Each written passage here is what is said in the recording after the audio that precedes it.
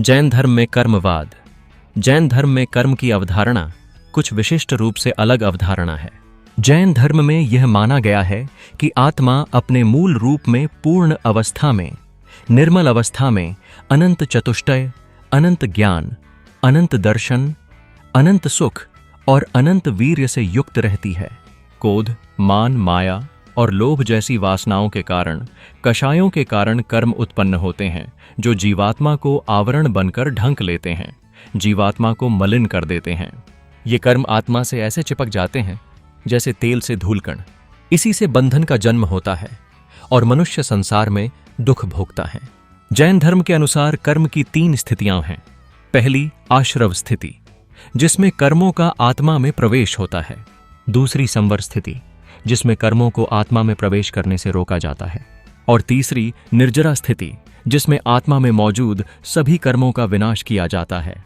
जहां एक ओर आश्रव को बंधन का कारण माना जाता है, वहां दूसरी ओर ऐसा समझा गया है कि संवर और निर्जरा की प्रक्रिया द्वारा मोक्ष की स्थिति को प्राप्त किया जा सकता है। इस प्रकार जब जीव से कर्म का अवशेष बिल्कुल समाप्त हो जाता है, तब वह मोक्ष को प्राप्त कर लेता है। मोक्ष के पश्चात जीवन के आवागमन के चक्र से सदा के लिए मुक्ति मिल जाती है तथा वह अनंत ज्ञान, अनंत दर्शन, अनंत वीर्य तथा अनंत सुख की प्राप्ति कर लेता है। इसे ही जैन शास्त्रों में अनंत चतुष्टय की संज्ञा दी गई है। प्रश्न यह है कि क्या कर्मवाद को भाग्यवाद या दैववाद माना जा सकता है? महावीर स्वामी के विचारों में कर्मवाद को भाग्यवाद या दैववाद के रूप में नहीं देखा गया है।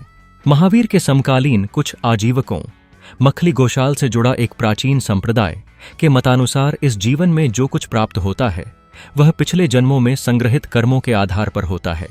किसी भी अच्छे या बुरे प्रयत्नों द्वारा जीवन में होने वाली घटनाओं को बदला नहीं जा सकता है। जैसा कि कहा गया है, कोई लाख करे चतुराई, कर्म का फेर मिटे ना भाई। लेकिन महावीर स्वामी ने इसका खंडन किया है। व्यक्ति अपने प्रयासों के माध्यम से अपने वर्तमान और भविष्य की घटनाओं को परिवर्तित कर सकता है। महावीर स्वामी के अनुसार पिछले जन्मों के संग्रहित कर्मों को उनका फल देने से और नए कर्मों को संग्रहित होने से त्रिरत्न के पालन से, सम्यक दर्शन, सम्यक ज्ञान और सम्यक चरित्र के पालन से रोका जा सकता है। त्रिरत्न, सम्यक दर्शन, सम्यक ज्ञान और सम्यक चरित्र का पालन करके व्यक्ति अपने कर्मों को संपूर्णता में समझ सकता है और उन्हें संचय करने से रोक सकता है।